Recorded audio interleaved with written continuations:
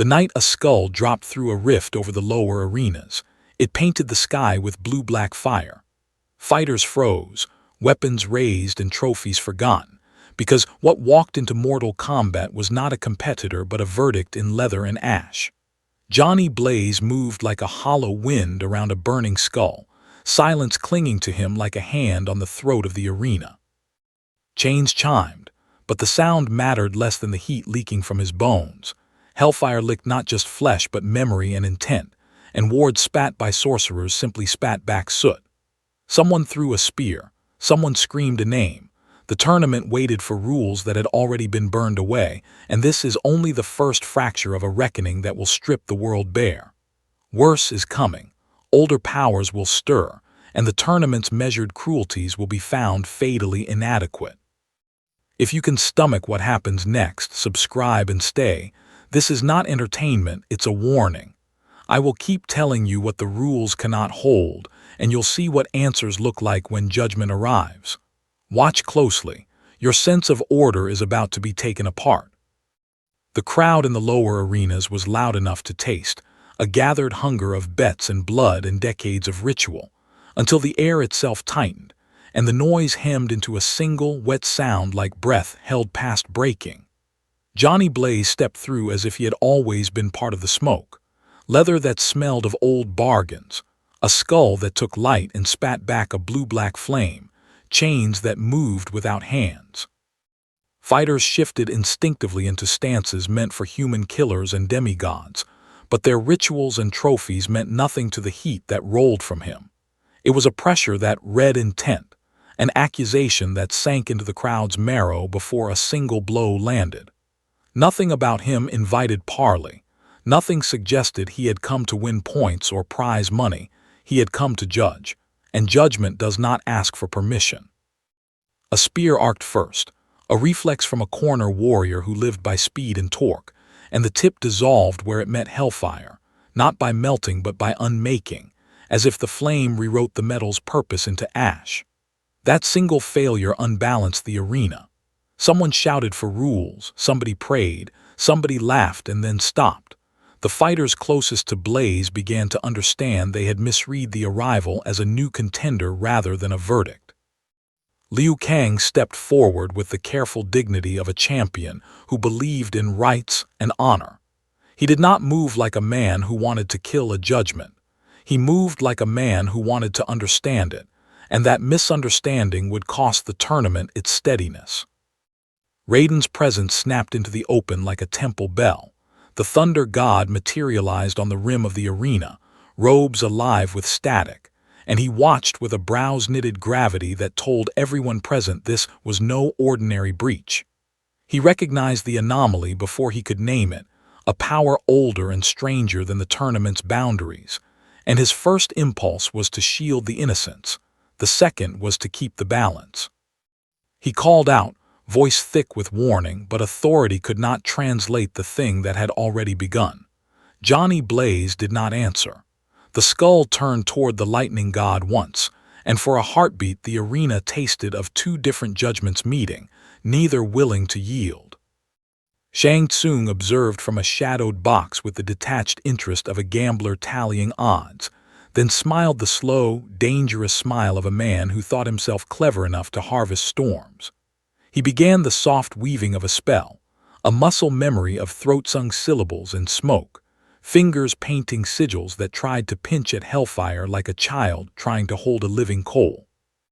He had long made a profession of swallowing and reshaping other men's souls. He had believed for ages that will and technique could fold any power into his palm. He judged Blaze as another resource to be consumed, and underestimated the spirit that had come wearing his punishment like armor. Before Tsung's binding could finish, a cluster of tournament fighters surged in a wave, some from fear, some from chance, and the arena became melee. Human swing against a presence that did not register human pain as limit. Ghost Rider reacted like something that had practiced one movement for centuries. Chains jumped, not flailing but choosing, rapping and yanking with the precision of law. One combatant who had trafficked in human suffering, a shadow fighter whose backstage crimes were later whispered in the halls, suddenly stopped mid-strike and found his eyes locked to that skull. The rider's gaze settled on him, not with curiosity but with a surgical calm, and the world narrowed to remembered harm. The Penance Stare is not spectacle. It is a reckoning delivered with silence, and when the rider applied it, the man did not collapse but convulsed inside an invisible crucible. He felt every cut and tear he'd inflicted in the raw light of others' pain, a sequence of moments relived with moral clarity so brutal the man's mind cracked rather than understood. He did not scream shapes and accusations so much as unravel. The rider's stare did not slay him immediately, but it emptied him of the cruelty he had carried as currency. Around them, the arena's spectators realized something irreversible had occurred. This was not a fight decided by stamina or skill. It was a moral accounting that changed what counted as victory. Tsung's attempt to capture what he thought would be usable flared and collapsed when his bind touched Hellfire. The sorcery blistered as if burned by ice and then burned again, because Hellfire is a contrary thing that eats lies and leaves truth. The sorcerer reeled, and arrogance cracked into the first sharp taste of dread. He tried to reshape the moment into control, sending wraiths and stolen specters forward, echoes of souls he'd pinned to his will.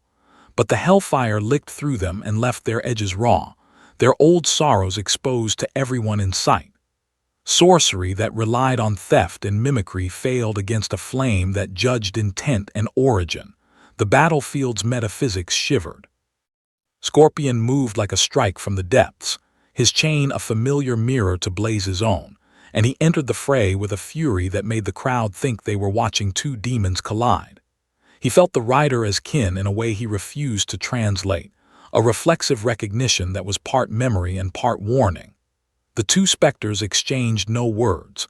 When two infernal wills clash, syllables are slow currency and not worth the breath. The rider absorbed Scorpion's blade and wrung the move into a counter that left the undead specter stumbling, not shattered but chastened by the presence of a vengeance older and less petty than his own. Raiden stepped to separate the combatants, and his hands moved the way a god's hands do when trying to close a wound, purposeful and lawful. He told everyone, very plainly, that the elder gods must be informed, that a spirit had breached the tournament by no field they recognized, and that the rules here were not sufficient to contain whatever had come across the rift. His words were not a plea. They were an administrative action in the face of something that had already broken the ledger. The announcement did not calm the crowd. It electrified the arena with a new fear, the knowledge that this contest would now be judged on a scale the tournament had never accounted for. What made the moment irreversible was not only the destruction of a few combatants or the failure of a sorcerer's bind. It was the revelation that Hellfire crawled under the stones and refused to pretend to be anything less than a law. Wards shimmered and split, and the arena's protective runes, designed to hold mortal and demonic alike, caught at the heat and frayed like old cloth. Men who had come for spectacle saw their bets become meaningless, and men who loved the rules of Mortal Kombat felt the comfort of order peel away. Somewhere behind the stands, a bell tolled to mark not a match's end, but the beginning of a new calculus. By the time the smoke cleared enough to measure the damage, few believed this would be contained as before. Tsung had tasted failure and sharpened into private plans. Scorpion eyed the rider with an unspoken promise that rivalry would become a question of origins. Raiden convened his immediate triage, threading the need to protect innocence with the imperative to consult powers higher than himself. And Johnny Blaze, Ghost Rider, stood at the center of a burned ring, his chains quiet for the first time since arrival, the skull's flame steady as a heartbeat that promised more judgments to come. The arena had been a place where fighters tested physical limits. Now it was the scene of a precedent. A spirit of wrath had entered Mortal Kombat and had been neither bargained with nor conquered.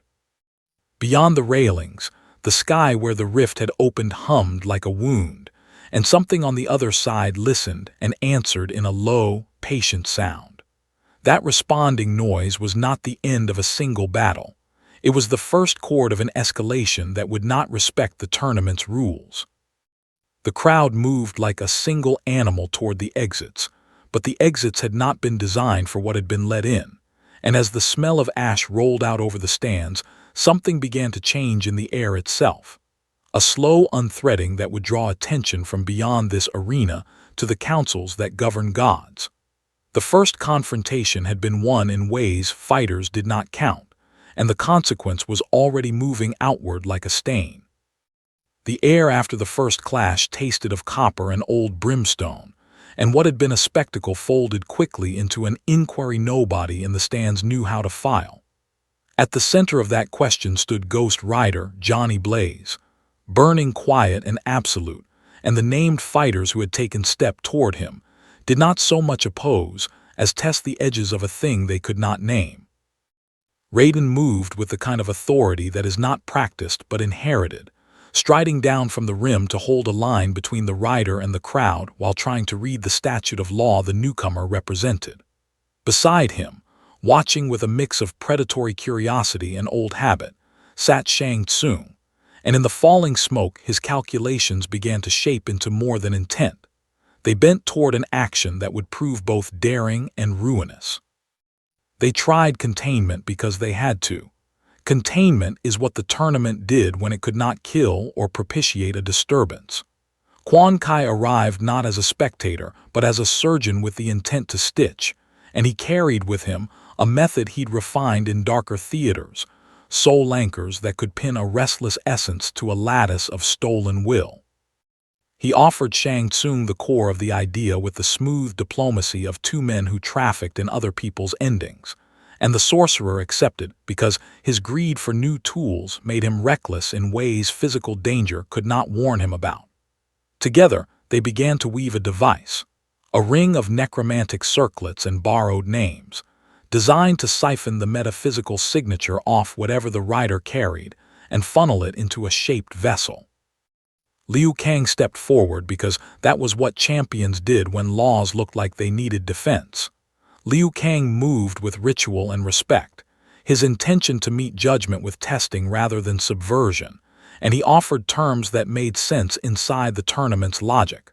Combat, measured exchange, a duel to prove whether this presence could be judged by the old rites.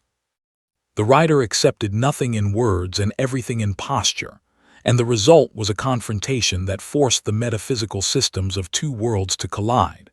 When their blows traded, it was not the kind of fight that left muscle memory. It was the kind that left metaphysical aftershocks, because every strike tracked not only force but intent, and the rider's Hellfire rewrote the rules that Liu Kang relied upon to measure fairness. Shang Tsung and Quan moved their circlets into position with hands that had stolen 100 names, and their lattice hummed with a power that was horror and calculation at once. An anchored net meant to catch a soul and make it small enough to be displayed. The tactical development was simple and new. Rather than trying to break Ghost Rider's flame with force, they would reroute its signature, split it into pieces, and study the pieces until they understood how to replicate or barter for it.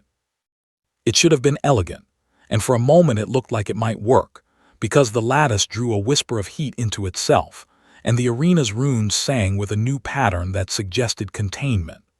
The rider's chain slackened, not out of surrender but because Ghost Rider allowed the experiment to proceed.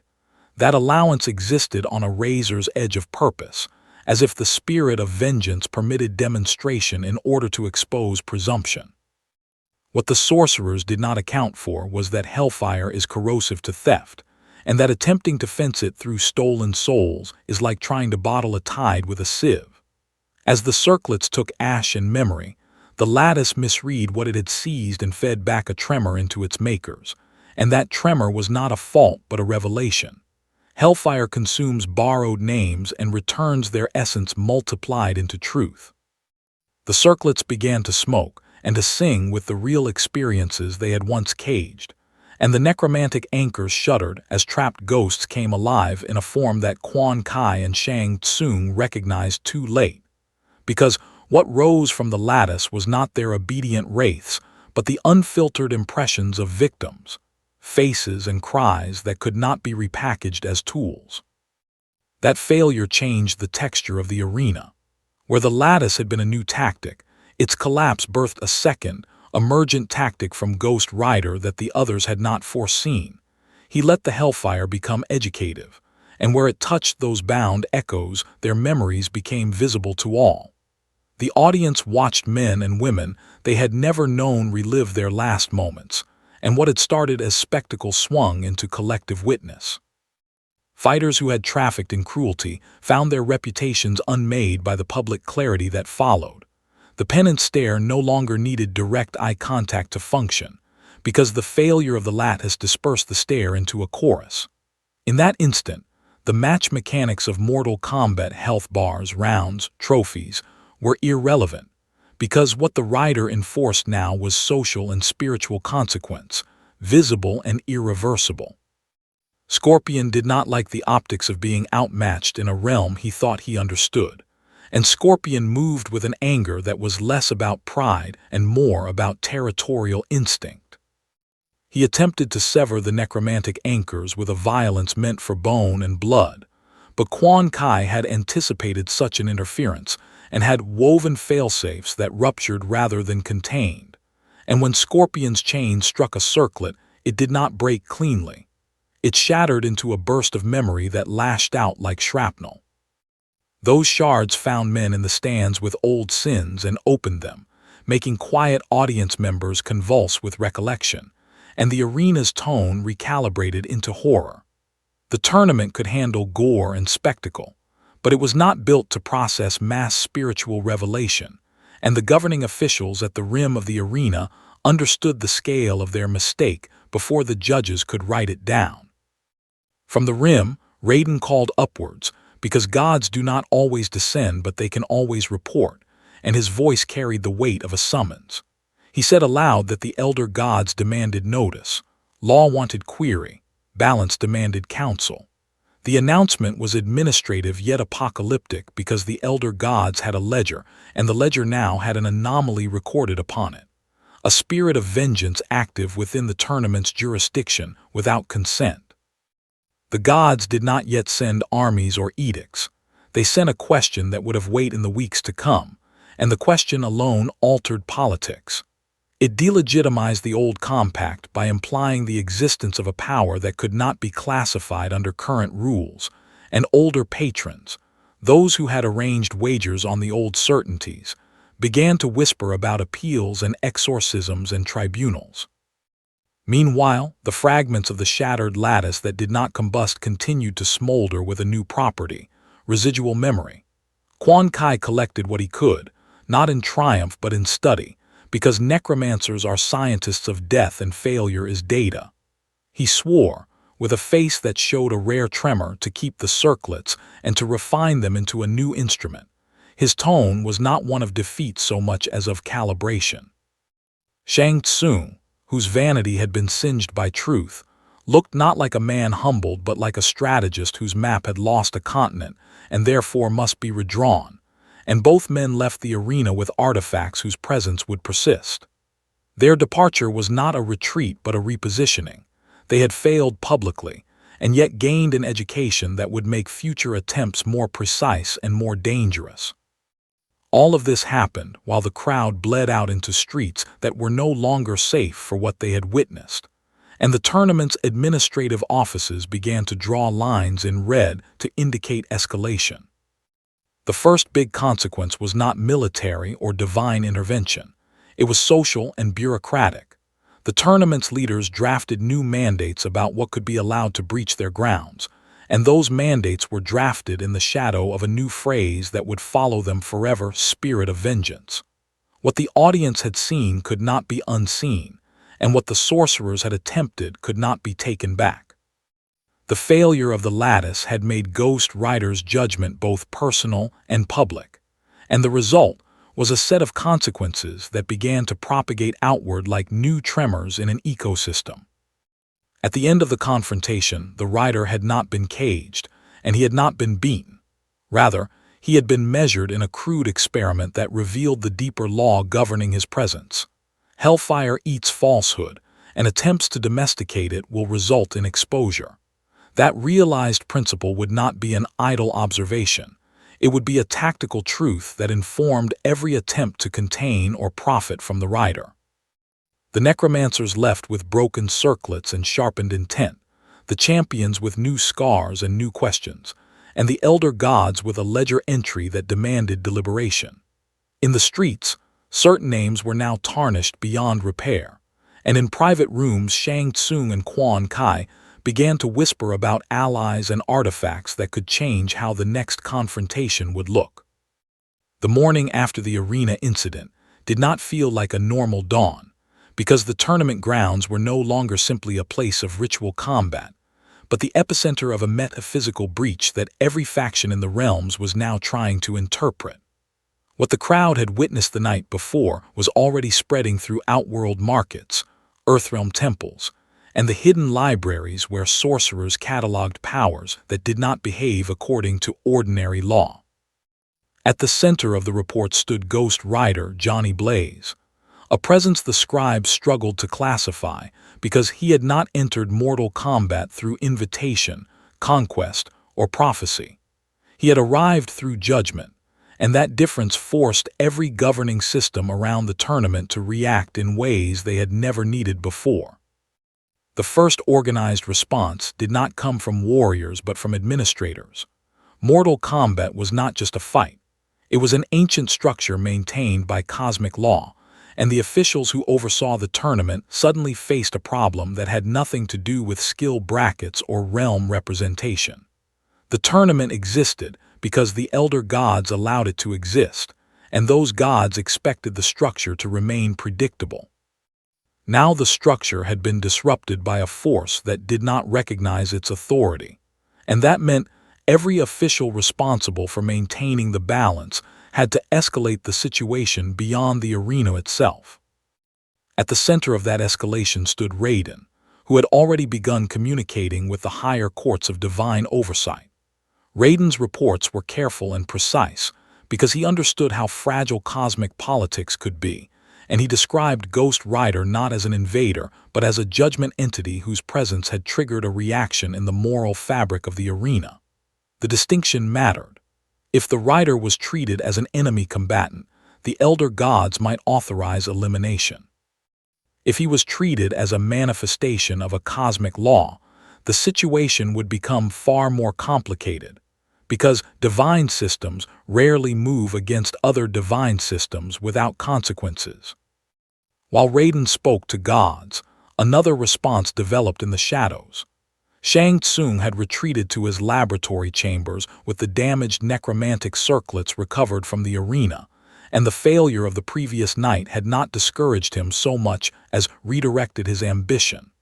The fragments still carried residue from Hellfire, and that residue fascinated him because it behaved differently from any energy he had studied. Ordinary flame consumed physical matter.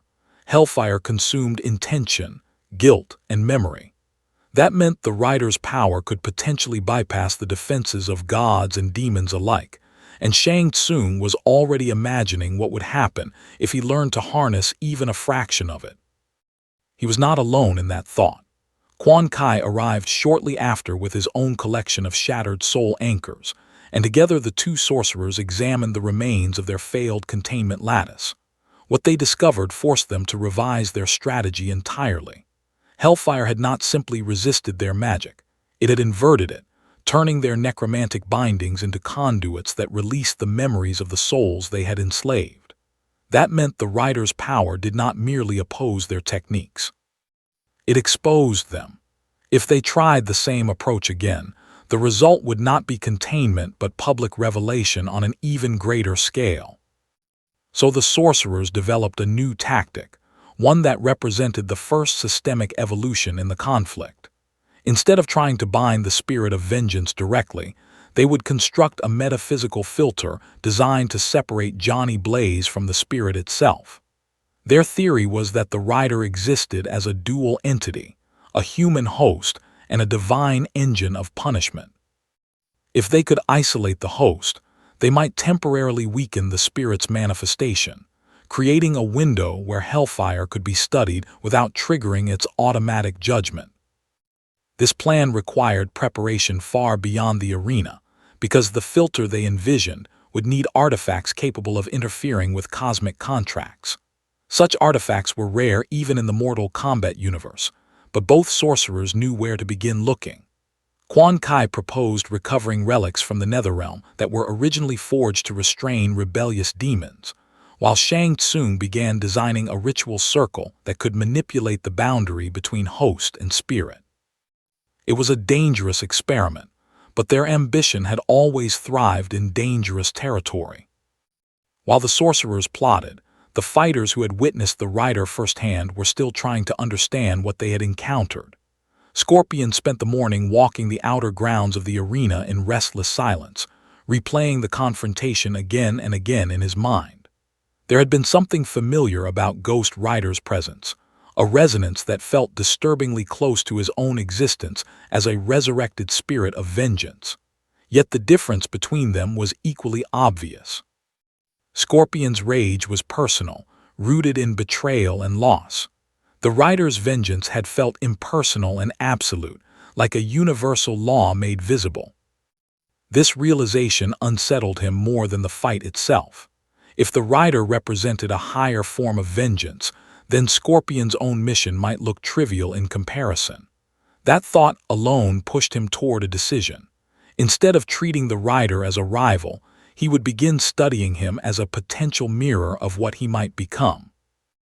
Elsewhere, Liu Kang was reporting his observations to the Earthrealm monks who monitored the tournament's spiritual stability. Liu Kang's description emphasized the same detail Raiden had noticed. Ghost Rider did not behave like a participant in Mortal Kombat. He had not entered the arena seeking victory or dominance. Every action he had taken was a form of judgment directed toward those whose actions had already crossed moral lines. The fight had not been a competition. It had been a trial. This distinction created a new problem for the tournament system itself. Mortal Kombat functioned because combatants willingly entered the structure and accepted its rules. Ghost Rider had ignored those rules entirely. If he continued acting according to his own cosmic mandate, the tournament could no longer guarantee that its battles would remain controlled events. Judgment would begin replacing competition, and once that happened, the structure that kept the realms in balance might start collapsing. By midday, the administrative council overseeing the arena reached a reluctant conclusion. The rider could no longer be treated as an unpredictable visitor. He had become a systemic threat to the tournament's integrity. Their solution was cautious but decisive. They would request direct evaluation from the elder gods themselves. That request triggered the next escalation. When the message reached the celestial courts, the response was not immediate action but attention. The elder gods began observing the Mortal Kombat realm more closely, studying the anomaly Raiden had reported. Their first conclusion was unsettling. The spirit of vengeance did not appear to belong to any realm currently participating in Mortal Kombat. Its origin lay beyond the tournament's jurisdiction entirely. That meant the rider was not simply an intruder. He was an external law operating inside their system. And external laws tend to override local rules. Back at the arena, the consequences of that realization were already unfolding. The damaged runes beneath the combat platform began reacting unpredictably to lingering Hellfire energy, causing the protective wards surrounding the arena to flicker. Technicians who had maintained the arena for decades reported that certain spells were now refusing to activate whenever the rider came within range. The system itself was beginning to reject its previous configuration. Standing alone near the shattered center of the ring, Ghost Rider did not appear concerned with any of these developments. The skull burned with the same steady flame it had carried since arriving, and Johnny Blaze's body remained motionless except for the quiet movement of the chains that coiled around his arms like living instruments. He was not waiting for permission. He was waiting for the next soul that required judgment. And somewhere far below the arena, in a chamber where the sorcerer's new ritual circle was already under construction. The first components of the host separation device were locking into place. The next confrontation would not be another misunderstanding.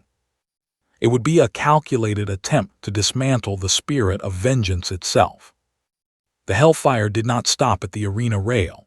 It found gaps where human systems always have gaps: alleys, maintenance shafts, the thin places under bridges, and it flowed into the city like a rumor that turns everyone it touches into a believer. Ghost Rider Johnny Blaze moved through that flow like tide through a harbor, leaving burn marks on asphalt and on conscience alike, and buildings with old wards began to pulse and fail where his flame threaded through their foundations. Streetlights flickered to death not because of technical failure, but because the Hellfire burned the intent out of circuits and the obligations out of contracts. And when small appliances and traffic lights stuttered, the first few accidents read like mundane tragedy, until witnesses started describing the sense of being judged. The municipal emergency lines filled with calls that were half medical and half confession. And when EMTs opened doors to find people sobbing from memory, rather than bleeding, the city realized it had a problem its police manuals did not cover. At the arena's rim, Raiden convened an immediate council that read like a war room and a temple at once, calling in champions, clerics, and the technicians who maintained ancient runes, because the breach demanded both hardware and liturgy.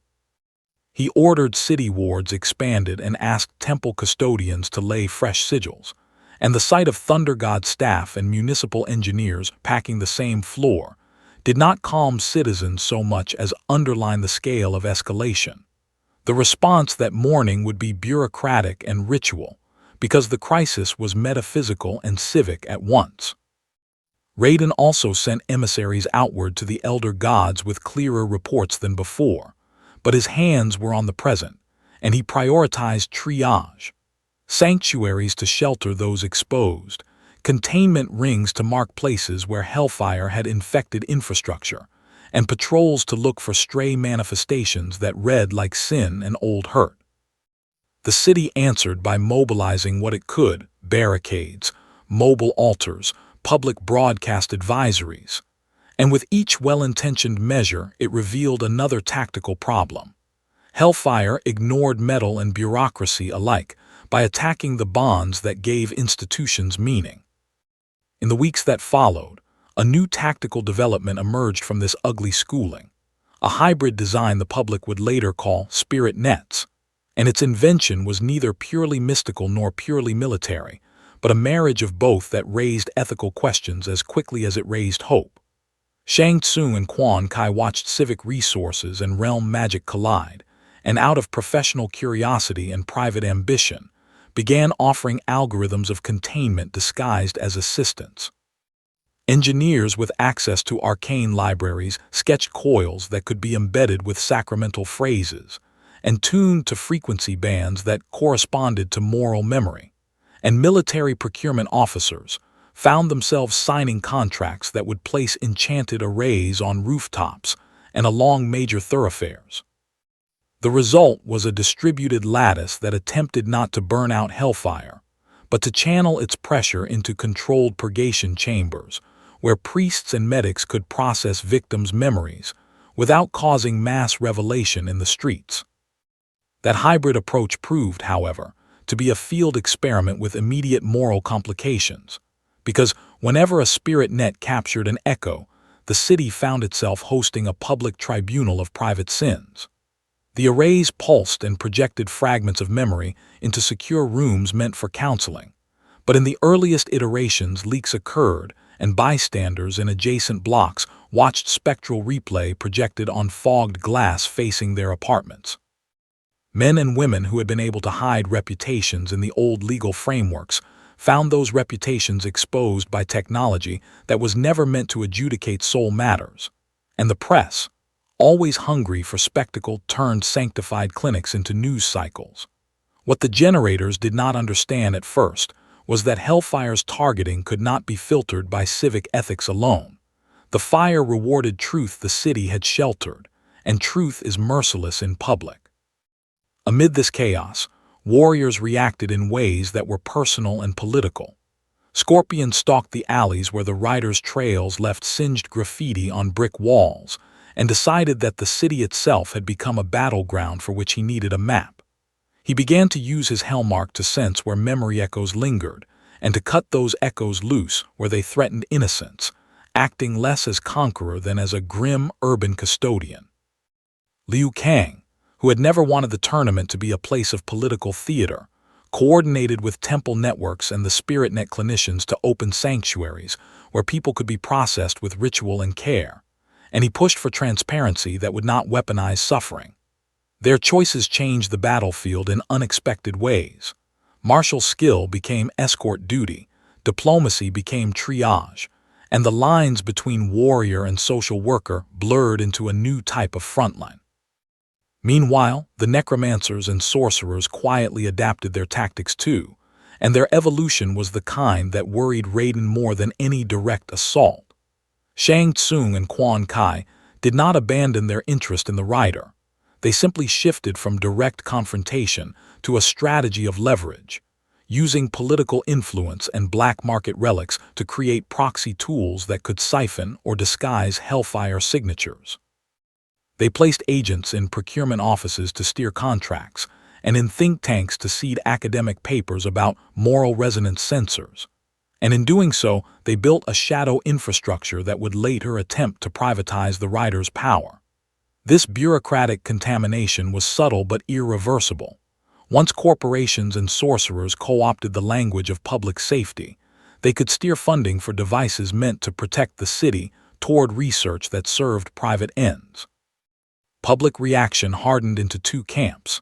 Sanctifiers who believed the rider's judgment was a necessary purge, and regulators who feared the dissolution of legal process under the pressure of metaphysical spectacle. Town halls filled with voices that could not be reconciled, and elected leaders, who had already moved from curiosity to containment to strategy, found themselves making hard choices that would later be cataloged as the pivot point from local emergency to national security event. Police units trained in riot control found their tactics useless against a force that judged intent, so the defense response escalated to partnerships with temple custodians and with Raiden's appointed guardians, producing mixed results and occasional catastrophe when misaligned teams accidentally amplified Hellfire through crossed sigils. At the same time, the elder gods watched and argued, and their deliberations leaked into the mortal theater by way of strange weather and omens. Because when divine bodies disagree, the earth tends to catch the disagreement in storms. That celestial debate began to manifest in council edicts that rippled into policy. Restrictions on who could handle soul-contaminated artifacts, emergency magistrates empowered to authorize sanctified quarantines, and a fragile treaty that allowed Raiden to work directly with certain mortal authorities, while the elder gods considered the long-term jurisdictional implications. None of those edicts solved the immediate problem. Hellfire still consumed the old frameworks, and people still felt judged in the streets, but the paperwork signaled a grim new reality. The city had graduated from being a local incident to a case study in cosmic jurisprudence. By dusk, the city had been remapped against the rider's footprint. Zones where spirit nets hummed, sanctuaries lined with monks and medics, a military presence at key infrastructure nodes, and a growing market for contraband artifacts that promised protection but delivered dependency. Johnny Blaze walked through that new map like a line of longitude, marking where justice had been done and where it would next be required, and his presence altered not just combat tactics but civil order itself. The last image of the day was not a fight but a longer, slower threat in motion. The necromancers had procured a fragment of the failed lattice and were already testing it in a private vault, calibrating it against the sensors Raiden had allowed in order to learn whether a technological mimicry of Hellfire's truth could be manufactured and sold. The moment the crisis moved beyond the city limits, the nature of the conflict changed permanently. What had started as a supernatural disturbance inside a tournament arena was now appearing in intelligence reports across multiple realms, and every major power began reacting with the same uneasy conclusion. The presence of Ghost Rider Johnny Blaze could no longer be treated as a localized anomaly. Hellfire had already altered infrastructure, exposed hidden crimes, and destabilized the authority structures that kept Mortal Kombat functioning. Now the ripple effects were spreading outward, forcing entire governments and military systems to reconsider how they handled a threat that could not be fought with ordinary force. The first global response came from Earthrealm's defense councils, which had been quietly monitoring Raiden's reports since the arena incident. Satellite arrays and arcane surveillance networks were deployed simultaneously, creating a layered detection grid designed to track abnormal energy signatures linked to Hellfire.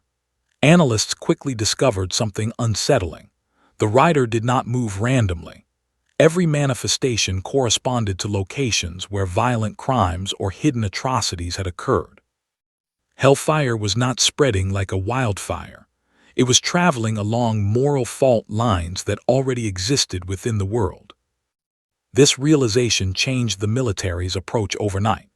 Instead of hunting the rider directly, commanders began focusing on containment zones around the locations most likely to trigger his appearance. Tactical teams were sent to abandoned industrial sites, crime hubs, and remote compounds where past massacres had been buried in secrecy. The hope was that if these locations were secured first, Ghost Rider might be prevented from turning them into public infernos of judgment. Unfortunately, Hellfire was not impressed by human planning. The first test of the new containment doctrine happened at a remote facility once used for illegal experimentation on captured fighters. The site had been shut down years earlier, but the suffering that occurred there had left an imprint strong enough to attract the spirit of vengeance. When Ghost Rider arrived, military units were already waiting behind barricades lined with experimental anti-supernatural weaponry. The soldiers believed they were ready. They were wrong. Hellfire did not behave like a hostile projectile or energy beam. When the rider entered the perimeter, the weapons designed to neutralize supernatural threats simply stopped functioning, their mechanisms seizing as if the intent behind them had been judged and rejected. Soldiers fired anyway, but the bullets passed through the burning figure without slowing him. The spirit of vengeance moved through the compound like an unstoppable audit of every sin committed there. And the moment the first officer locked eyes with the skull's empty sockets, the Penance Stare turned the entire operation into a psychological collapse.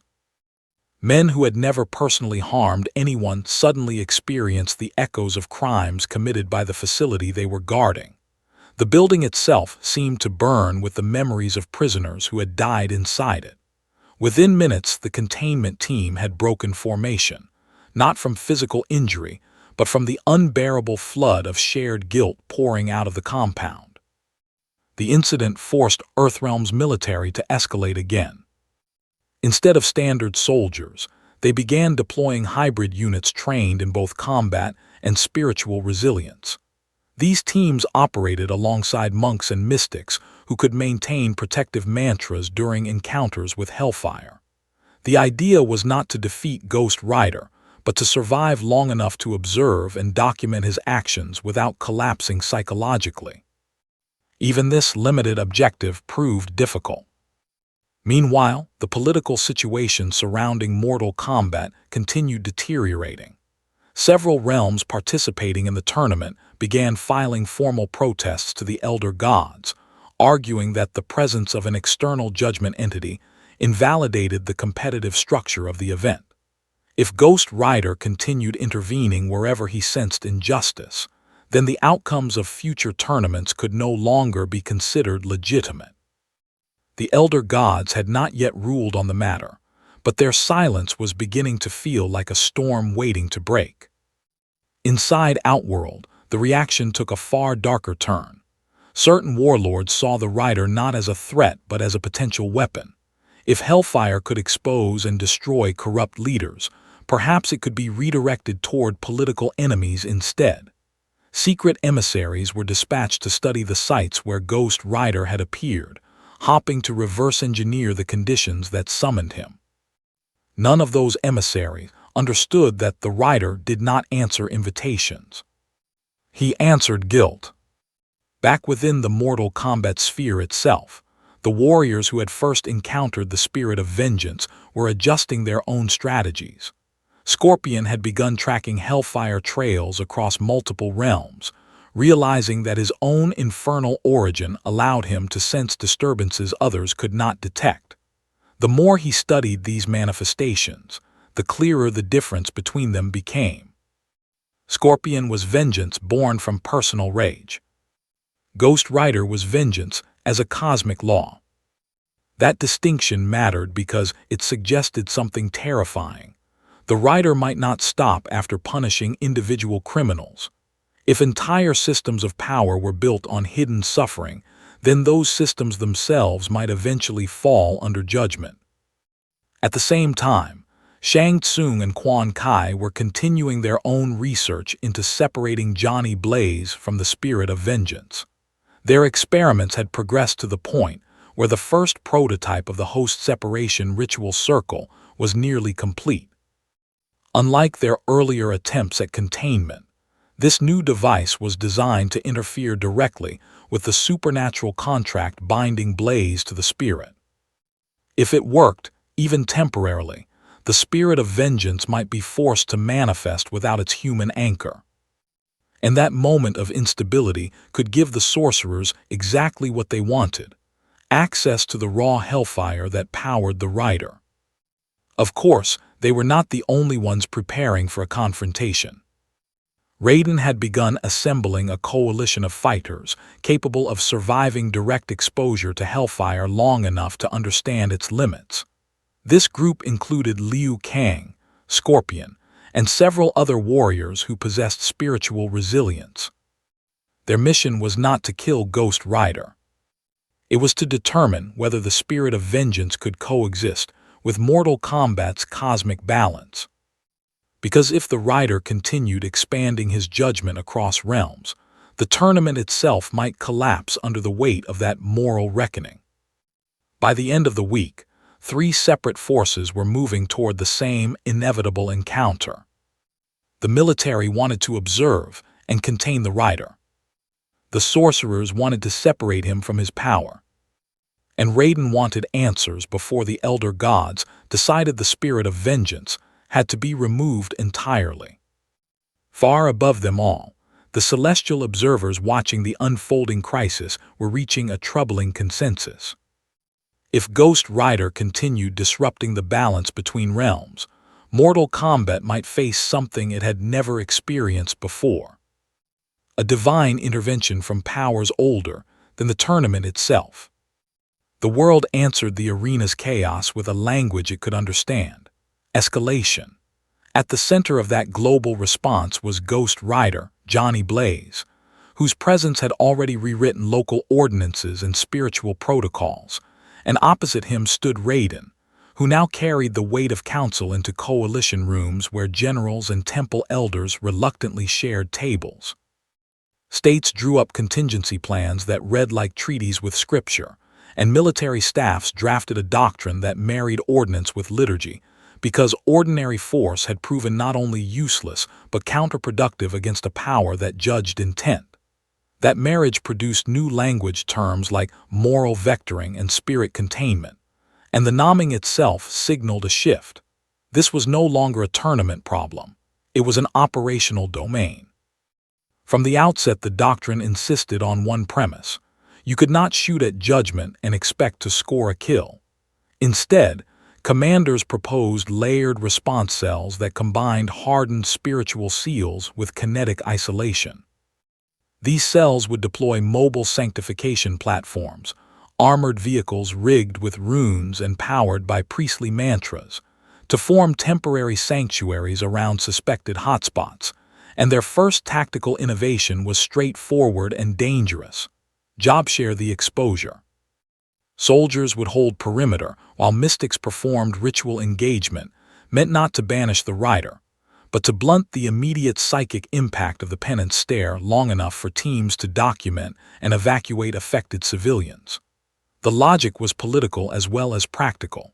If the world could gather evidence of what the rider did, it might influence the elder gods and public opinion before scorched reputations tore governments apart. Shang Tsung and Quan watched these developments and refined their own game. Shang Tsung and Quan had failed at simple containment, but failure had turned into curriculum. Their new playbook wove together arcane scholarship and the black market's engineering, artifacts that could dampen the felt intensity of Hellfire while preserving its raw signatures for study. This led to the prototype everyone feared, the Host Vector Chamber, a sealed locus built from netherrealm iron and sanctified bone, designed to wrench apart the contract between man and spirit without killing the host. The device required a live subject and an orchestrated exposure. A bait that calculated the rider's moral compass would always point towards suffering, and the sorcerers began recruiting proxies willing to risk being judged for their sins. At the same time, fighters from the tournament formed an uneasy front of their own. Scorpion had been tracking Hellfire footprints across battle maps, and now led a cadre that operated like hunters and social workers combined. They located sites of buried atrocity, escorted survivors into sanctuaries, and acted as the first observers when judgment flared. Liu Kang too mobilized, not to command armies but to negotiate rosters of sanctifiers, and to press for legal safeguards that prevented the rider's effects from becoming tools of vengeance by proxy. Their tactical innovation was to create witness teams, mixed patrols of warriors, monks, and licensed clinicians, whose training emphasized de-escalation and the preservation of testimony, because nothing in the months after the arena suggested that silence would protect anyone. The global doctrine had to face a brutal fact during its field tests. Hellfire did not move like a weapon, it moved like an indictment. In one early deployment, a sanctification platform managed to contain a flare long enough for soldiers to record evidence, but the act of recording itself created collateral revelation. The footage captured not only the rider's actions, but also the names and faces of those whose guilt the rider had exposed, and the dissemination of that footage caused riots, political resignations, and international diplomatic friction. The lesson hardened into policy and paranoia. Any attempt to harness the rider for intelligence would inevitably weaponize truth, so protocols were drawn that restricted who could access raw data and required sacred chains of custody for all footage, a measure that only raised suspicion among nations and made the fog of war thicker. As these secular responses grew more elaborate, the gods above them moved in quieter, colder ways. Liu Kang brought direct appeals to the elder gods for a mediated solution, asking that their deliberations be swift because the world could not afford months of jurisdictional bickering, while the rider kept walking moral fault lines. The elder gods, patient and terrible, did not act rashly. Their authority was procedural as much as it was cosmic, and they sent emissaries whose first message was a demand for evidence and for an accounting of mortal attempts to restrain the rider. That request, bureaucratic in tone, nonetheless signaled viable escalation. If the elders judged that the spirit's presence unbalanced the tournaments and their treaties, they had the power to seal realms or to reorder obligations, and the mere possibility of such edicts made rulers nervous. Inside the hidden chambers where craftspeople and necromancers had been working, the Host Vector Chamber neared readiness and forced a moral decision out into the open. The sorcerers had found a volunteer, a convicted warlord whose crimes were many and whose willingness to be used as bait made him desperate for what he saw as redemption, or at least an end. The chamber required an active binding ritual and the baiting of Hellfire. It required simultaneous invocation and warfare-grade security. And most importantly, it required consent from someone on the tribunal committee who could legally permit the operation under both mortal law and the tournament's emergent regulations. That consent was debated across ministries and monasteries, and the debate consumed headlines because everyone understood the impossibility. If the chamber split host from spirit, who would own the resulting hellfire? If it failed, who would bear the damage? The tactical gamble took on its final shape as three operations converged: a military cordon designed to keep looters and opportunists from the site, a Raiden-led spiritual buffer to blunt psychological collapse, and the sorcerers, ritual to separate Blaze from his engine. Each element was novel and necessary, and together they represented a procedural escalation that had never existed before, a coercive study that blurred the line between defense and experiment. As the team set their nodes and tuned the sanctified arrays, Scorpion's hunters watched the perimeter and Liu Kang prepared the sanctuaries that would take survivors if things went wrong. The world leaned forward, because the cost of not acting had become clear. To do nothing was to allow unregulated judgment to rewrite the rules of sovereignty, and to let private actors try to steal that power. Above that tense geometry, something else happened that no planner could have scheduled. Ghost Rider sensed the net closing. He moved like a metronome in which the beat measured culpability, cutting through the city's mapped responses and following a trail toward the site the sorcerers had chosen. The last tactical development of the phase was thus not a new weapon, but a new tempo. Instead of trying to trap him in a moment, the world had to anticipate his movement across time and moral geography. Commanders adjusted their maps, priests whispered new invocations, and the chamber's guardians readied their rites.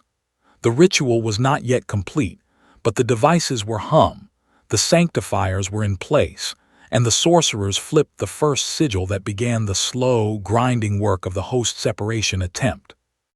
The desert plateau chosen for the ritual had been cleared days earlier, yet by the time the final preparations were complete, it looked less like a battlefield and more like the foundation of a strange new institution built to study the supernatural. Military convoys formed a layered perimeter around the ritual complex, while armored sanctification platforms hummed quietly beneath strings of glowing runes. Every system present had been designed around one assumption: that the arrival of Ghost Rider, Johnny Blaze, would not resemble an ordinary attack, but a metaphysical collision powerful enough to collapse conventional tactics. The commanders overseeing the operation understood that they were not preparing to defeat him. They were preparing to survive the encounter long enough for the experiment at the center of the compound to unfold. Inside that compound stood the host vector chamber, a structure assembled from netherrealm iron and sacred bone, designed to perform the most dangerous procedure anyone had attempted since the rider's arrival. The theory behind it was brutally simple. If the spirit of vengeance existed as a cosmic entity bound to Johnny Blaze through a supernatural contract, then separating host from spirit might temporarily destabilize that connection. Such instability could give researchers a brief window to observe Hellfire without triggering its automatic retribution. For Shang, Tsung, and Quan, that possibility represented the culmination of weeks of obsessive experimentation. The bait for the ritual sat inside the chamber, bound in chains etched with thousands of confession marks. The prisoner had once been a warlord whose crimes spanned multiple realms, a man whose existence alone should attract the spirit of vengeance. His presence ensured that Ghost Rider would not ignore the site. The chamber's designers were counting on that inevitability. Above the compound, thunderclouds rolled in long before any storm should have formed.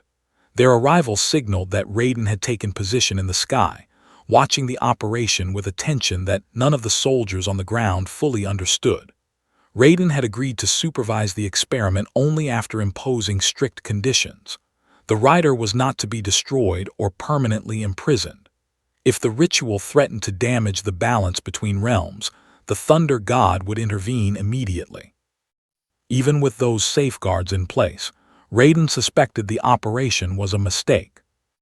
Across the perimeter, mixed teams of monks and soldiers prepared for psychological shock. Each team had memorized the protective mantras designed to blunt the worst effects of Hellfire's judgment. The training had been grueling, forcing participants to confront their own memories before the rider could expose them publicly. Many of the soldiers had nearly broken during that preparation. Now they waited in absolute silence. Ghost Rider arrived without spectacle. There was no explosion, no dramatic descent from the sky.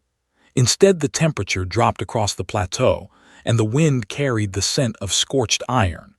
Then the horizon lit with a slow-moving trail of blue flame as the rider's motorcycle crested the ridge above the compound.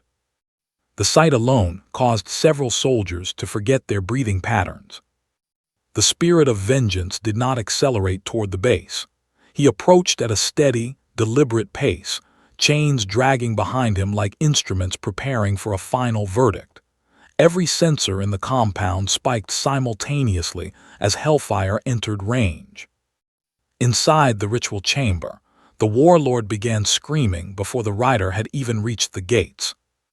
That reaction confirmed the chamber's calculations.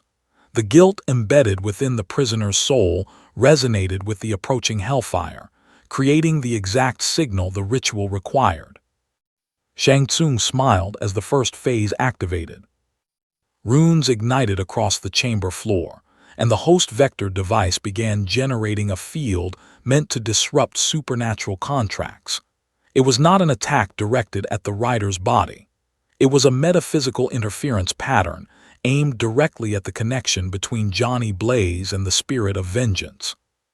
Outside the compound walls, the rider stopped. For the first time since his arrival in Mortal Kombat, the spirit of vengeance hesitated. The sensation produced by the host vector field was unfamiliar. The device was not strong enough to harm Hellfire, but it interfered with the rider's perception of the bond anchoring him to his host. To Ghost Rider, the field felt like a hand reaching into the structure of his existence and trying to separate the components of judgment. The response was immediate. Hellfire erupted across the plateau in a wave that turned sand into glass and forced the outer military lines to retreat several meters. The soldiers did not break formation, but the shockwave confirmed what Raiden had feared from the beginning. This operation was no longer an observation. It was a confrontation. Inside the compound, Quan pushed the ritual into its second stage. Necromantic conduits extended from the chamber walls toward the rider's position, attempting to latch onto the disrupted bond between spirit and host. The sorcerer's goal was not to capture Hellfire outright, but to widen the interference field until the rider's connection fractured. For several terrifying seconds, the plan appeared to work. The burning skull flickered. Johnny Blaze's human silhouette briefly appeared beneath the flames, as though the rider's form had been partially peeled away. Across the battlefield, everyone watching realized the same thing at once. They were witnessing the first moment of vulnerability the spirit of vengeance had shown since entering Mortal Kombat. Raiden moved immediately. Lightning split the sky as the thunder god descended between the rider and the ritual compound, his voice echoing across the plateau with the force of divine authority. He demanded that Shang, Tsung, and Quan halt the ritual before they destabilized something far greater than they understood. But the sorcerers had already committed. The host vector chamber surged with power as the final phase initiated. The field surrounding Ghost Rider intensified, pulling at the bond between Blaze and the spirit like a gravitational force, attempting to tear two celestial bodies apart. For a brief moment, the rider's flames dimmed. Then the spirit of vengeance responded. Hellfire did not simply flare brighter, it transformed. Instead of burning outward, the flames folded inward around the rider's skull, condensing into a concentrated sphere of supernatural pressure. That pressure traveled through the necromantic conduits connecting the chamber to the rider, revering the flow of energy. Quan realized what was happening too late. Hellfire was not being separated from the host. It was using the ritual network as a pathway. The conduits ignited like fuses, sending blue fire racing back toward the chamber. Inside the ritual structure, the warlord's screams reached a pitch that shattered the glass observation panels. Every memory of his crimes erupted into visible specters around him as the Penance Stare activated across the entire chamber simultaneously. Tsung tried to shut the system down, but the ritual circle had already become something else. It was no longer a tool designed to divide the writer. It had become a conduit for judgment. Outside, the soldiers watched in stunned silence as the chamber filled with spectral fire. The experiment meant to weaken Ghost Rider had instead amplified his reach. And for the first time since the Rider arrived in this world, the spirit of vengeance had turned a human invention into a weapon of divine punishment. The host separation ritual had not failed so much as it had become a point of divergence, and from that divergence sprung a brutal new landscape where every attempt to study Hellfire rewired the field of conflict in unpredictable ways. Ghost Rider did not simply shrug off the sorcerer's device. He used it, turning their conduits into arteries that pumped judgment back through the lab and into the world, and the consequence was immediate. Artifacts that had once promised control began corroding into instruments of exposure, vomiting memory and pain into public spaces with the merciless logic of a tribunal. Shang, Tsung, and Quan watched as their triumph inverted into disaster, their circlets and anchors consumed from the inside by a force that refused to be stolen. And in that instant, the balance of power shifted outward from the ritual site toward a broader theater where infrastructure, law, and sovereignty became collateral. That was the long, terrible lesson the sorcerers learned, while the Rider stood at the center of their failure like a judge whose gavel refused to return to its case. Raiden moved faster than anyone else could manage, not with the blind retribution the Rider carried, but with the administrative coldness of a god who understands what order looks like under pressure. And he began coordinating a response that treated Hellfire as a systemic hazard rather than a target to be shot at. The new tactical innovation he ordered into motion was pragmatic and morally awkward. Ballast arrays, sanctified reservoirs designed to accept the overflow of revealed guilt in controlled environments, because the world could not carry the immediate weight of public revelation without collapsing. These arrays were assembled from relic plate and prayer, mechanical dampers wrapped in monk-scribed sigils, and they functioned like sump pumps for metaphysical truth by shifting the immediate psychic load into concentrated vessels where counselors, priests, and containment teams could process the influx. The tactic bought time and kept whole districts from being undone by collective confession, but it also created new points of failure, storage nodes that, if compromised, would concentrate judgment into a single catastrophic event. Scorpion reacted to the spectacle with a mix of instinct and strategy that surprised even those who had watched him for decades, because his vengeance was both a reflex and an education now learning new forms from a rival spirit. He began using his infernal senses to mark Hellfire bleed points where ballast arrays might be most effective, moving through alleys and forgotten shrines to map the city's moral topology with a ferocity that read like urban cartography by Blade. Where the Rider's Hellfire had previously scoured reputations clean, Scorpion's markers allowed sanctifiers to place ballast where it would intercept the first waves of revelation, and in that small way, the Spectre found himself doing what he once despised, protecting the living from truths they could not yet survive. His actions were not repentance. They were tactical containment born from a practical understanding that unchecked judgment could turn the world into a graveyard of collapsed institutions. Liu Kang, centered between Raiden's divine order and the emergent street-level responses, pushed the moral ballast concept into a parallel, less mechanical direction. Witness sanctuaries that combined confession with ritual healing, so that those exposed to Hellfire might not become sources of further contagion. These sanctuaries were spaces where admission of guilt was not a spectacle but a covenant, Priests read liturgy, while clinicians guided memory work, and the sanctity of consent was enforced like a sword, because the only ethical way to redistribute judgment was to choose it willingly. That choice was the friction point of the tactic. Voluntary confession created moral ballast with a human face, but it also opened avenues for manipulation, coercion, and exploitation that Raiden and Liu Kang both feared. The arrays could be weaponized if the wrong hands decided which memories were safe to process and which would be turned into public display. Still, the sanctuaries functioned, and for a short time they reduced the immediacy of public revelation enough for bureaucracies to breathe and for courts to consider evidence rather than collapse under it. But tactics always attract adaptation, and Shang Tsung and Quan were not the kinds of men who accepted defeat as a permanent condition.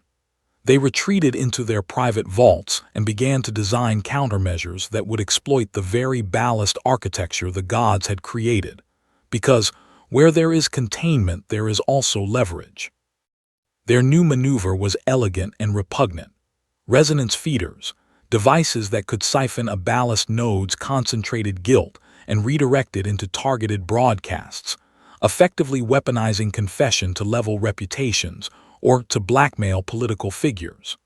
The sorcerer's aim was not to liberate Hellfire, but to monetize its effects, to compress truth into transferable blocks of leverage that could be sold to the highest bidder. When they tested a feeder in secret, the result was immediate and ugly. A localized collapse where a small neighborhood's ballast array exploded in spiritual feedback, leaving victims whose memories had been amplified into living testimonies of atrocity, and the public fallout turned what had been a technical failure into a moral scandal of governmental complacency. That collapse changed the narrative faster than any speech. News cycles that had once treated the writer as myth now treated him as evidence, and political leaders found themselves answering to citizens who had suddenly seen the unvarnished records of institutional cruelty. The elder gods responded not with immediate edicts, but with a measured silence that felt like a slow, tightening net, because divine intervention required legal precedent even among gods, and their deliberations added an intangible pressure on every mortal plan. Raiden received emissaries from the celestial courts who demanded records and argued the philosophical distinction between a spirit enforcing cosmic law and a mortal court seeking retribution, and their questions forced Raiden to admit, aloud, the uncomfortable truth. Containment strategies had not neutralized the writer so much as externalized judgment into human institutions that were ill-equipped to handle it fairly.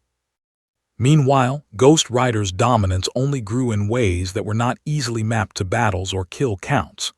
Hellfire's physicality ate through constructs and weapons as if they were annotations on a page, and its psychic reach continued to expose organized systems built on cruelty, which produced a cascade effect. Arrests, resignations, and the unraveling of covert supply lines that had financed genocidal actions across realms. The writer's Penance Stare evolved tactically too. After the sorcerer's network misfired, the stare could project through mediated conduits, turning captured artifacts into temporary lenses of truth that forced collectives to experience the pain they had allowed. That meant entire boards of corporate directors, councils of warlords, and juries of corrupt magistrates shuddered when their complicity was reflected back at once. And the result was not always immediate judgment, but a long-term erosion of legitimacy that rearranged power for years to come. As the sorcerer's control collapsed, and as governments scrambled to legislate the storage and handling of moral ballast, something else happened that the planners had not foreseen. The ballast arrays, both mechanical and sacred, began to exert gravitational pull on Hellfire itself. Where truth pooled, Hellfire bent toward it, and the concentration of guilt became attractive in ways that magnified, not diminished, the danger. Engineers and priests tried to redesign nodes to bleed energy into safe channels, but each modification risked creating a better pump for judgment. The moral calculus became brutal. reduce immediate casualties by creating storage, or risk creating a reservoir that could, if breached, unleash a level of spiritual havoc no army could survive. The question moved from tactical to existential, and the answers being considered in the councils above and the alleys below felt inadequate against the scale of what the writer had rewritten. At dusk, as raid teams patched another failed feeder and sanctuaries filled with those broken by sudden memory, Raiden stood on a citadel balcony and watched the city's lights respond like wounded synapses, and he realized the only certainty was that the world had changed its axis.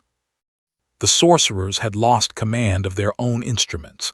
The military had learned only temporary measures against a metaphysical force, and Ghost Rider remained as relentless and singular as a law that had finally been made visible. What began as an attempt to dissect and domesticate the spirit of vengeance had collapsed into a landscape of contested storage nodes, compromised sanctuaries, and political ruins. And beneath all of it, the writer moved on, following the lines of damage he had always sought. The last image of the day was not of conquest, but of a new, dangerous infrastructure humming in the dark, ballast arrays straining beneath the weight of accumulated truth, their gauges flickering toward thresholds none of the planners had predicted would be reached so soon. The night the ballast network began to rupture, the sky itself seemed to recoil from what was about to unfold. Cities across multiple realms reported simultaneous energy spikes as the containment arrays struggled to hold the accumulated weight of thousands of exposed sins.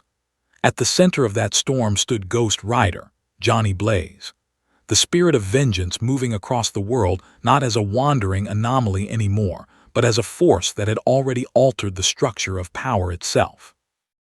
What began as isolated judgments had evolved into something far larger, a chain reaction in which every revealed atrocity added fuel to the next. Governments had tried to regulate the process. Sorcerers had tried to exploit it. But now the system itself was failing. The first catastrophic breach occurred in a fortified sanctuary complex, designed to store concentrated moral ballast from multiple cities. The facility had been considered one of the safest containment points in the network, protected by layered runic barriers and guarded by a coalition of military and temple forces. Yet when the internal gauges crossed the final safety threshold, the structure did not simply overload. It awakened. Every stored confession, every absorbed memory of violence and betrayal erupted outward simultaneously, transforming the facility into a massive conduit for Hellfire resonance. Spectral echoes flooded the surrounding region, forcing everyone within miles to experience fragments of crimes they had never personally committed, but had indirectly enabled. Entire command units collapsed under the psychological impact. Within minutes, the sanctuary ceased functioning as a containment system and became a beacon that drew the rider toward it like gravity. Across the heavens above the Mortal Kombat realms, the disturbance did not go unnoticed. The cosmic observers who governed the laws of tournament balance could no longer treat the situation as a procedural anomaly. The presence of Ghost Rider had crossed the threshold into divine jurisdiction. For the first time since the spirit of vengeance arrived, the elder gods prepared to intervene. The decision was not unanimous. Some among them argued that the rider represented a legitimate form of cosmic judgment that existed beyond their authority. Others warned that allowing an external power to destabilize the Mortal Kombat structure could shatter the agreements that kept entire realms from waging open war. But the sanctuary collapse forced their hand. A divine emissary descended into the mortal realm as the debate continued above. The sky split with silent light as a manifestation of Raiden appeared near the ruins of the sanctuary, his expression carrying a weight far heavier than anything the soldiers around him understood. Raiden had been tasked with delivering the first warning. The spirit of vengeance was now operating within a domain governed by divine treaty. If the rider's actions continued destabilizing the balance between realms, the elder gods might authorize direct intervention. When Ghost Rider arrived at the shattered sanctuary minutes later, the confrontation between two cosmic authorities became unavoidable. The rider did not slow when he approached the crater where the containment facility once stood. Hellfire burned hotter than it had during any previous encounter, responding to the thousands of unresolved crimes now flooding the battlefield through broken containment systems. Raiden stepped directly into his path. For a long moment, neither entity spoke. The soldiers watching from the perimeter felt the pressure of two supernatural forces measuring each other, not as enemies, but as rival embodiments of justice. Raiden's lightning crackled across the ground, while hellfire flowed around the rider's chains like liquid judgment. Finally, Raiden spoke with a voice that carried across the entire battlefield. He explained the position of the elder gods with careful clarity. Mortal Kombat existed to prevent catastrophic wars between realms. The rider's expanding judgment threatened to dismantle that system entirely. If every hidden crime across the realms were exposed simultaneously, governments would collapse and ancient rivalries would ignite into open conflict. The spirit of vengeance listened without interruption. When Ghost Rider finally responded, his voice emerged from the burning skull like a furnace opening. Judgment does not negotiate. The statement was not a threat. It was a principle. Raiden realized immediately that negotiation had never truly been an option. Before the Thunder God could respond, the battlefield changed again. Deep beneath the shattered sanctuary, the accumulated energy of the collapsed ballast arrays began interacting with the fractured ritual artifacts left behind from earlier experiments. The combination created something entirely new, a vast, unstable well of hellfire resonance strong enough to attract supernatural entities from across the realms. Among those entities were the sorcerers who had helped create the crisis. Shang, Tsung, and Quan arrived at the edge of the crater with a small army of netherrealm constructs, hopping to harvest the energy before the rider could absorb or destroy it. Their appearance transformed the confrontation into a three-sided conflict. The sorcerers activated a newly developed siphon device designed specifically to drain hellfire resonance from large-scale sources. Unlike their previous rituals, this machine did not attempt to bind the spirit of vengeance directly. Instead, it targeted the unstable well beneath the sanctuary ruins. If they could capture even a fraction of that power, the balance between realms might shift permanently in their favor. Ghost Rider reacted instantly. Chains erupted outward in blazing arcs, tearing through the netherrealm constructs and igniting the siphon device before it could stabilize.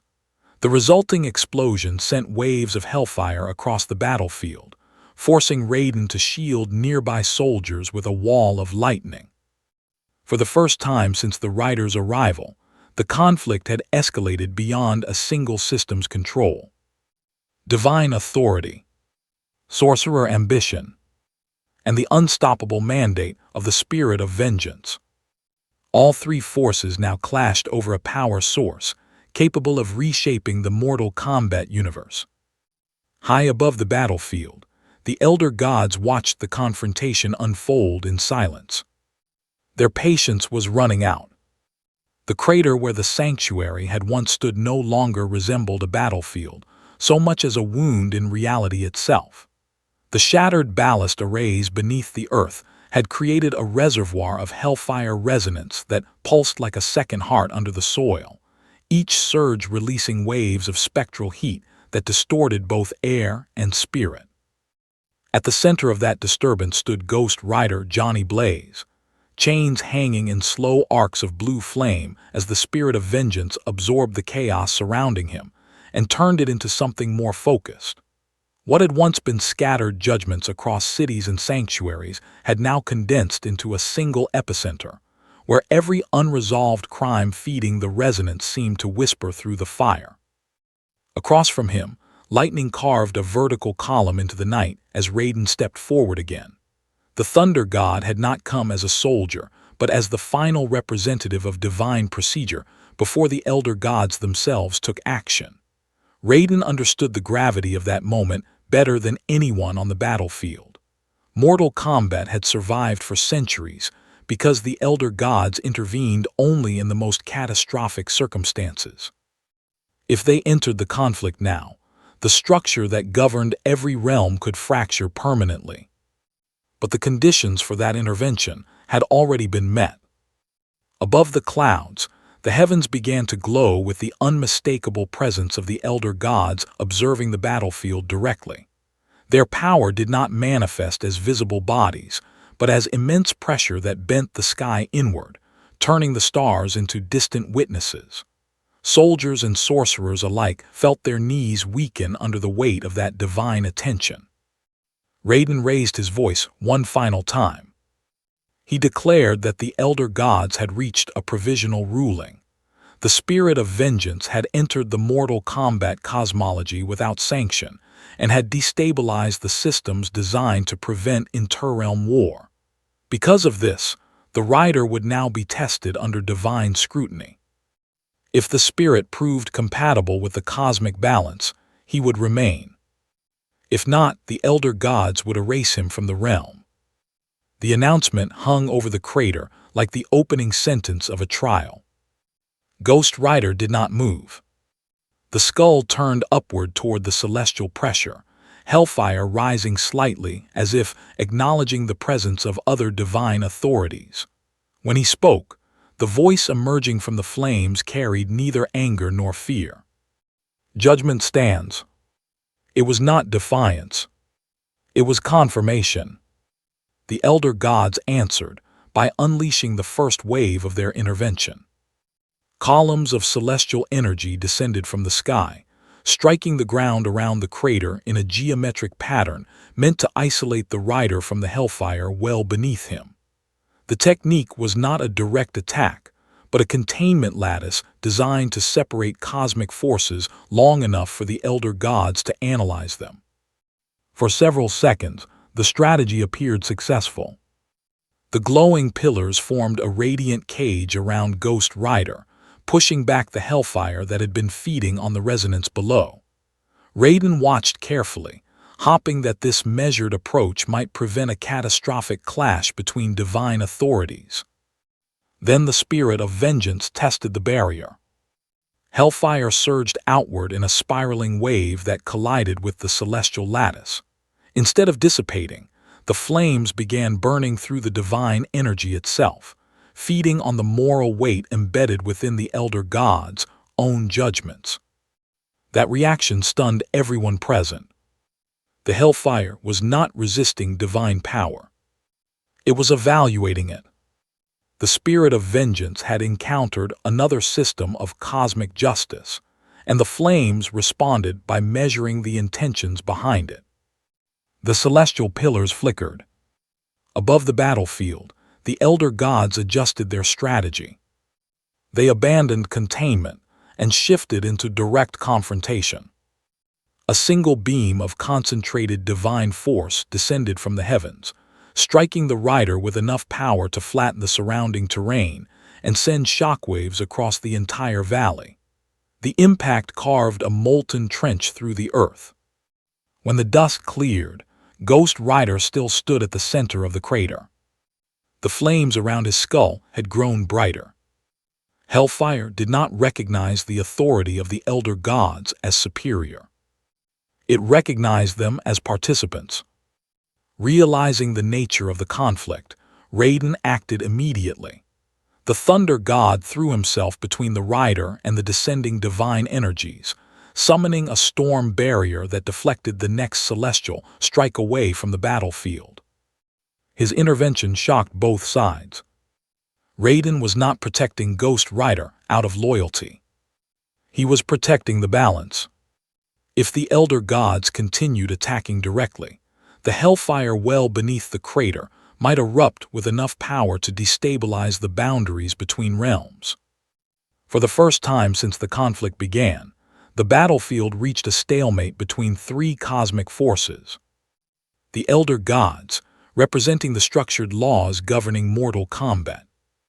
Ghost Rider, embodying a raw and uncompromising form of supernatural judgment. And Raiden, standing between them as the last mediator capable of preventing total collapse. But the stalemate would not last. Deep beneath the crater, the Hellfire resonance created by the destroyed ballast arrays continued building pressure. The earlier experiments conducted by Shang Tsung and Quan had left behind fragments of siphon technology, now interacting unpredictably with the growing well of supernatural energy.